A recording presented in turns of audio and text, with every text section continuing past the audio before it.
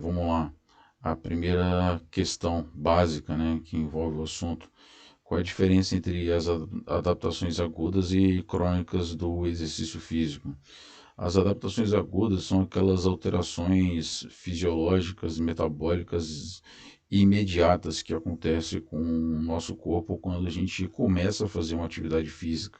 Então, quando você vai sair para correr, o seu coração começa a bater mais rápido, começa a ter uma nova palpitação, aumenta a ventilação pulmonar, é, nosso corpo já começa a se preparar para fazer o exercício, então aumenta a vascularização, é, e uma série de coisas. Agora, adaptações crônicas é quando você dá esse estímulo de maneira regular e frequente, e aí ocorrem mudanças, vamos dizer assim, relativamente permanentes, até que você continue fazendo a atividade física. No momento que você interromper essas adaptações a longo prazo, ela vai se perder, né? Então, assim está explicado lá no livro, lá nesses tópicos que eu coloquei.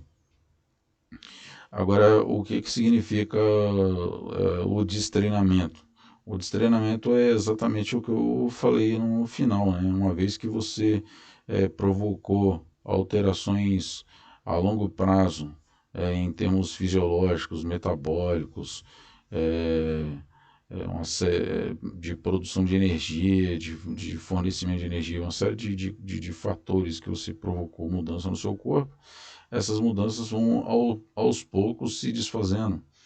O seu organismo ele questiona para que eu ter essa quantidade de mitocôndria para poder fazer ah, o processo de fornecimento de energia através do oxigênio, sendo que eu não preciso mais, não tenho mais esforço físico para poder o fazer. Para que isso? Então, é, todas aquelas adaptações, aquelas melhorias que o sujeito ganhou com o exercício físico, ele reverte. A gente pode chamar isso de princípio do treinamento ou da reversibilidade do processo adaptativo a longo prazo. Então, a terceira, para o coração. Cite pelo menos quatro das principais adaptações a longo prazo ou crônicas que a prática de atividade física aeróbica regular pode causar. Então, com o tempo, o seu coração, número um, com o tempo, o seu coração, ele começa a melhorar a sua capacidade de ejetar sangue para o corpo.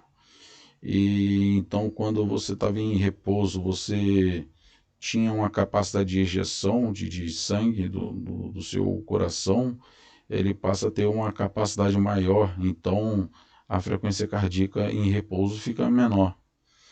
É, o aumento do volume sistólico sanguíneo, exatamente o que eu acabei de falar agora, o volume sistólico, quando faz aquela primeira contração do coração, do miocárdio, que é o volume sistólico, o volume de sangue que ele ejeta, que ele manda para o corpo todo, ele aumenta esse volume sanguíneo.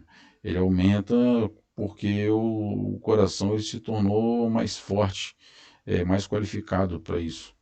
Então, o seu VO2 máximo, sua capacidade de captar oxigênio, sua capacidade máxima de captar oxigênio aumenta também.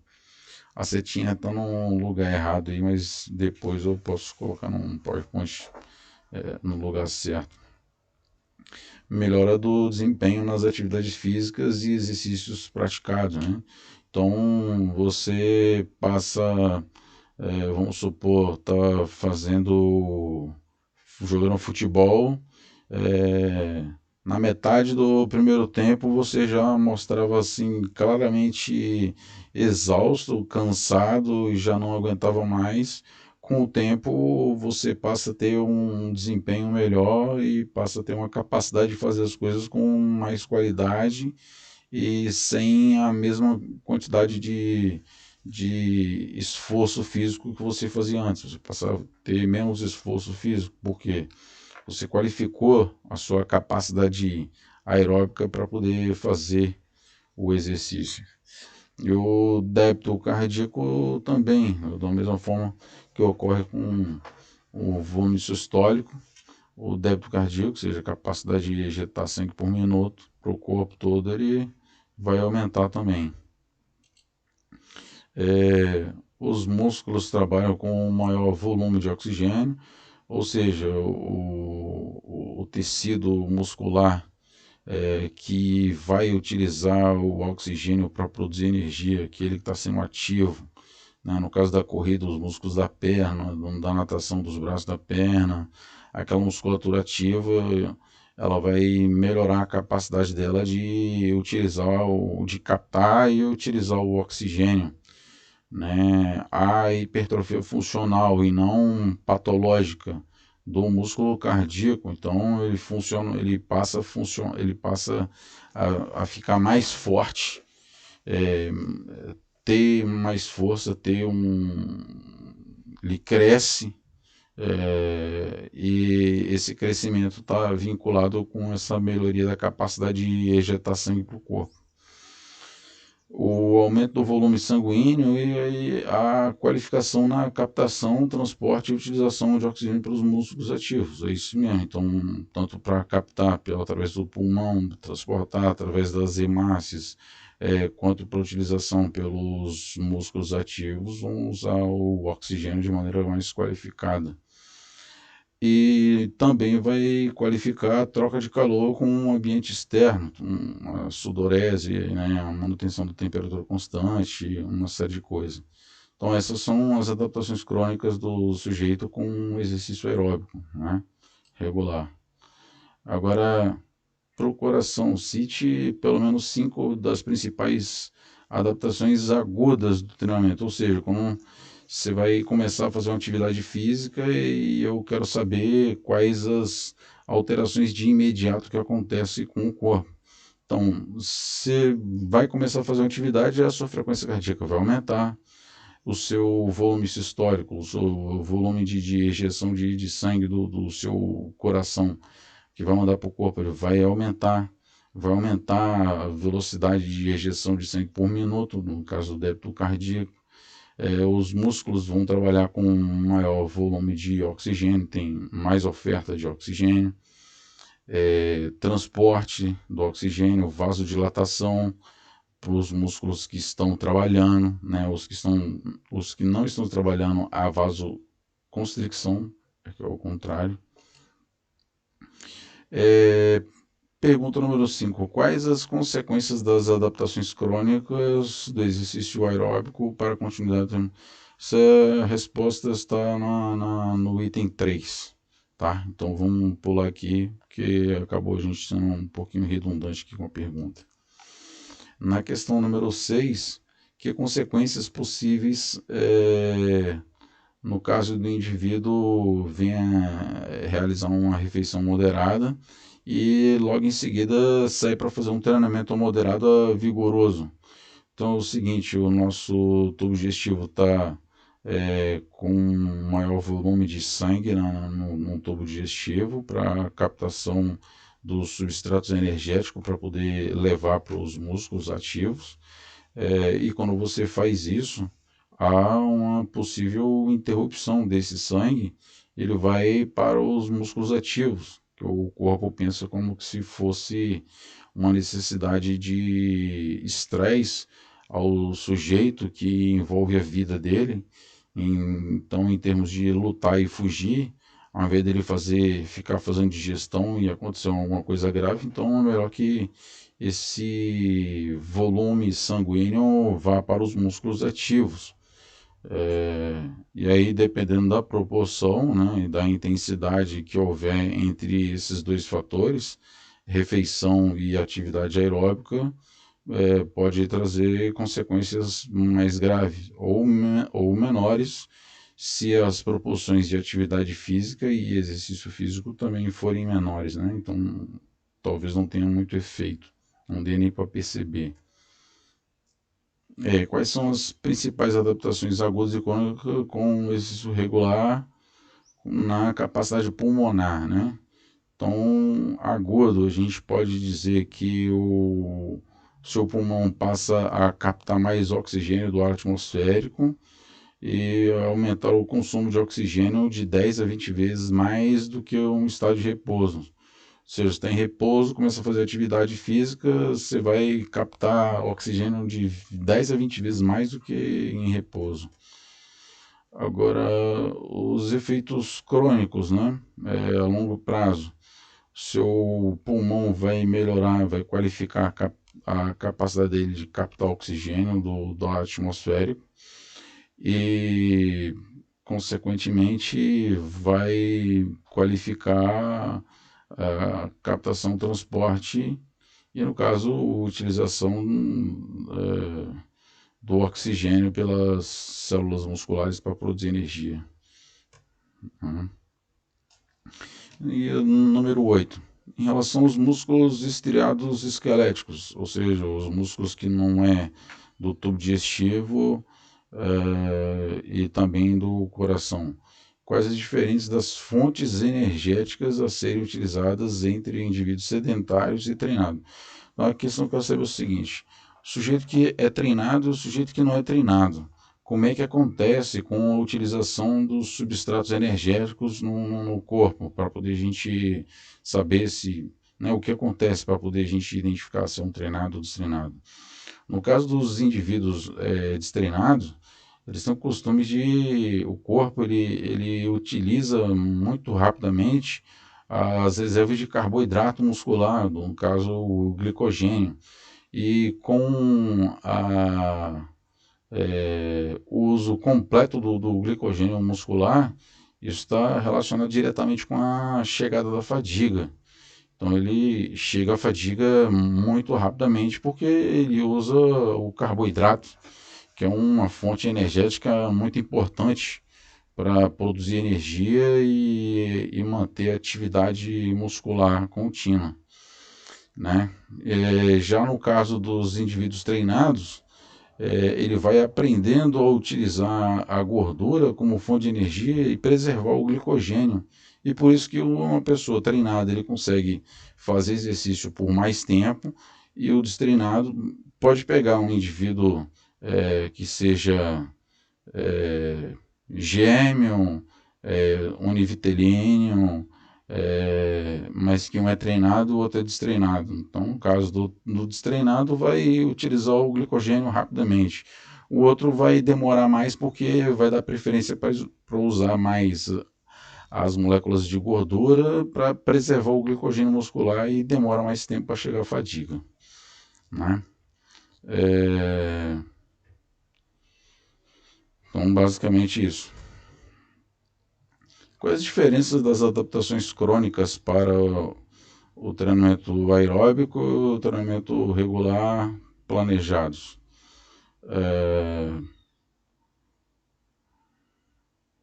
No caso das adaptações aeróbicas, a gente falou, né, mas não falamos das adaptações musculares, quando elas ocorrem.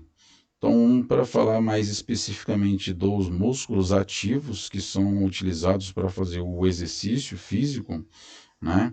Então, lá vai aumentar o número de capilarização, os capilares vai aumentar para ofertar de maneira mais qualificada o oxigênio para produzir energia, a reserva dentro da célula muscular de glicogênio e de gordura vai aumentar, vai ter uma reserva maior. Então, para ele chegar, além de demorar para chegar à fadiga porque usa gordura, também vai demorar a chegar à fadiga porque a reserva de glicogênio dele é maior do que um sujeito que não é treinado, né? E com isso, quando for submetido a um treinamento, o catabolismo, que significa usar esses substratos energéticos para a produção de energia, eles serão mais ativos, né? Para que o sujeito continue fazendo atividade física.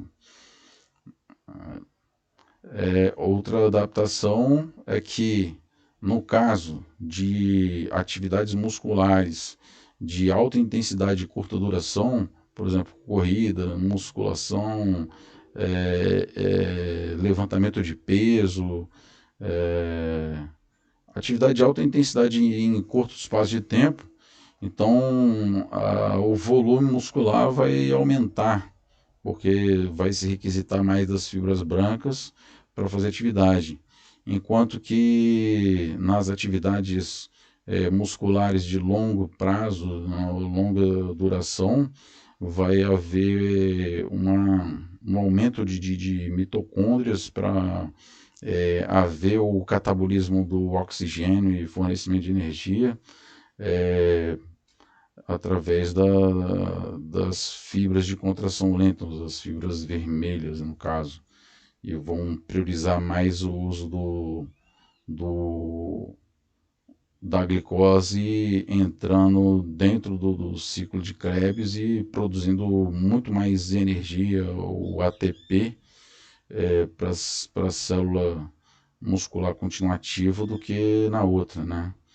Na fibra de contração rápida, o processo de produção de energia não chega no ciclo de Krebs, que utiliza o oxigênio, é muito mais rápido e ela se adapta aumentando o volume, o tamanho dela.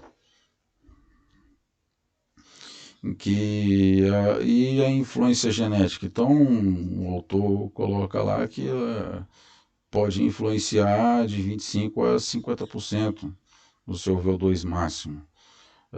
Então, sujeitos que vão fazer atividade física e às vezes chega lá e acha que vai reduzir peso, vai perder peso rapidamente e tudo. Então, existem esses fatores impeditivos. Você tem que manter fisicamente ativo porque você vai ter outras adaptações, outros benefícios da atividade física que vai trazer, para além da questão do peso corporal, né? Sobre o seu VO2 máximo. Então, no caso das mulheres, aqui vamos apresentar algumas comparações entre atletas de nível olímpico, mas lá no final eu coloco uma observação que só a partir de 2016 que o percentual de participação feminina nos esportes passou a ser mais ou menos equivalente, né? Então, no geral, a mulher tem uma massa magra menor, no geral, não proporcionalmente. O percentual de gordura dela é maior, maior reserva de gordura, tem menos força muscular. Quando o coração contrai, ele ejeta menos sangue do que o homem. A frequência cardíaca dela aumenta mais quando vai fazer atividade. Então, o volume sanguíneo, hemoglobina, VO2 máximo, são menores na mulher. Então é importante considerar esses aspectos aí também adaptativos que vão acontecendo ao longo do prazo, em que o homem já há muito tempo participam das atividades atléticas e a mulher recentemente que tem tido essa oportunidade de participar não só de atividades atléticas a nível olímpico, mas a nível de participação esportiva no sentido geral. Bom, na questão número 12, fala das adaptações agudas e crônicas que acontecem com as pessoas idosas, né? Então, a princípio, com avançada idade, uma série de aspectos da condição fisiológica, a utilização de nutrientes para fornecimento de energia, volume muscular e uma série de coisas, eles vão reduzindo com a idade, né? Então, no primeiro ponto aí, a gente pode observar que a capacidade de captação de oxigênio começa a diminuir a partir dos 25 anos de idade. Ou seja, isso quer dizer o quê? Que a capacidade que ele tem de captar, transformar, transportar e utilizar oxigênio, isso se torna reduzido, né? A massa magra, ou seja, os músculos, eles começam a diminuir o volume a partir dos 45 anos de idade, ou seja, o metabolismo basal se torna mais baixo e se comer demais e não fizer exercício, a pessoa se torna obesa mais facilmente. A frequência cardíaca máxima, aí não está explicando, não está descrito, né? Máximo. A pessoa vai fazer atividade física, vai começar e ela faz na capacidade máxima que ela pode. Ela não alcança uma frequência cardíaca mais alta do que uma pessoa jovem. Então, essa frequência cardíaca ela reduz máxima durante o esforço físico, tá? Consequentemente, o volume de ejeção de sangue pelo coração, no caso do ventrículo esquerdo, o volume sistólico, ele diminui porque a musculatura do coração está mais enfraquecida. E o que se diz nas pesquisas é o seguinte: apesar dessas alterações fisiológicas que acontecem com as pessoas idosas, é possível, é possível dizer que, com alguns estudos, que essas condições elas podem se manter estáveis, em alguns casos até aumentar, até melhorar, do que pessoas idosas sedentárias, quando você faz atividade física. Então, todos esses condicionantes que com a idade vai reduzindo, vai perdendo, se ela se tornar uma pessoa fisicamente ativa, o decréscimo, a diminuição da capacidade cardíaca, muscular, de produção de energia, de reserva de energia, demora mais para diminuir, retarda mais, e com isso o exercício ele se torna uma ferramenta potente e importante para a longevidade, para minimizar os problemas das doenças que as pessoas idosas são acometidas. Ela se tornam e, consequentemente, né, levam a melhoria da qualidade de vida. Então, nessa questão, basicamente é isso.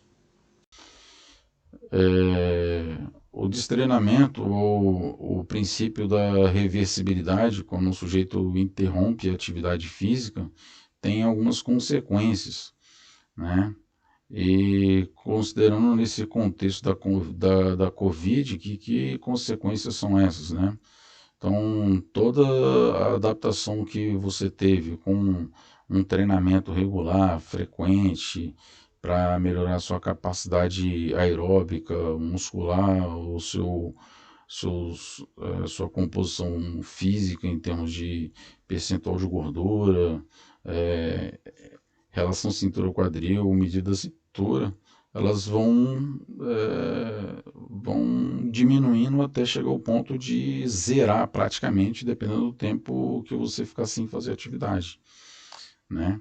Então, no caso do exercício muscular, de 4 a 12 semanas, você geralmente zera, né? Quanto maior for o grau de sedentarismo, ou maior o tempo de interrupção dos treinamentos aeróbicos, as perdas do VO2 máximo vão acontecer. Parece que são mais rápidos a perda da capacidade cardiorrespiratória do que a muscular, né? Então, se você tinha uma reserva de energia pelo glicogênio, melhor reserva de gordura para utilizar para o metabolismo, então que dele vai reduzindo também. O seu volume sistólico também vai diminuindo, capilarização,